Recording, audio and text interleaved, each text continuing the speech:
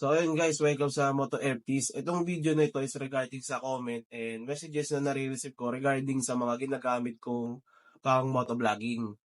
So una na doon is itong chest holder na CP. So pwede rin siya sa mga action cam kung meron kayo. So ngayon kasi ang gagamit ko is cellphone. Then yung cellphone ko pala is Honor 90. Then ito ikakabit lang natin. Ganito. So, susunod ko siya na pa ganyan.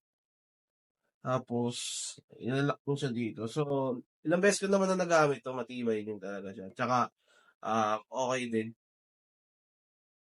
Yan. Iaayusin nyo lang talaga yung angle dito kung gusto nyo na back cam or front cam yung gagamitin. So, nabili ko lang din to sa online shopping. Yung link is, ilalagay ko na lang din sa description. So, kung gusto nyo rin ng ganito, yan, okay din siya. Para at least hindi siya dun sa may handle pag nagdadrive kayo, hindi magalaw. Tapos, andito lang siya. So, makikita nyo rin, pwede nyo rin kasi siya iganyan kung ano na yung ilang minutes na or kung ano yung current na nakukuha ninyo. So, pangalawa na ginagamit ko na holder ng CP habang motovlog ako is itong sa helmet. So, ayan. Ito, pinix ko na to dito, hindi ko na siya tinatanggal. Kasi medyo mahirap din siya ikabit, gawa ng papantayin mo pa siya dito eh. So, dapat pantay siya to. Ito, pantay ito para hindi siya tabingi pag kumukuha ka.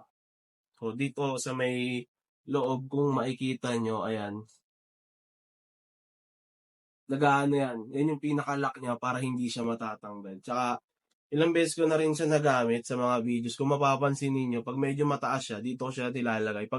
Pero pag medyo level lang dun sa may handlebar ko, ito yung ginagamit ko. So, overall, itong dalawa, maayos naman ko siya nagagamit. Tsaka satisfied ako dun sa performance. Tsaka ito, hindi rin siya ganun kamahal. Nagpa-price range lang siya ng 100 plus. Wala pang 200. Siguro 200 kasama na yung shipping. Tapos itong helmet ko, ano na to, isang taon na may to sa isang mall ko lang to nabili sa may Dasma Palapala. So doon sa sa motor shop doon. So check nyo na lang din. Lahat naman yan, okay. Ito lang yung mas preferred ko na helmet. Then, shoutout pala sa mga tropa natin dyan sa Bacoor. So, si Leia, tsaka yung asawa niya, si Yopip. Tapos, yung dati kong katrabaho, si Suti, tsaka si Richard yan. Then, si Jonathan, aka Lil Coms.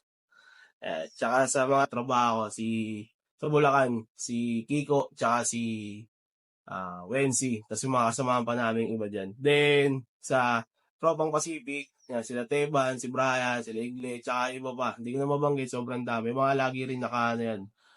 Like and share sa mga upload natin na videos. Tapos, shoutout din kay Kevin, tsaka kay Alvin. Yun, sa mga laging nakasuporta sa akin, laging naka-like and share. Din yung mga nanonood ng mga videos ko, maraming salamat. Sana pagpalain kayo palagi. Yun. So, hanggang dito lang. Let's go!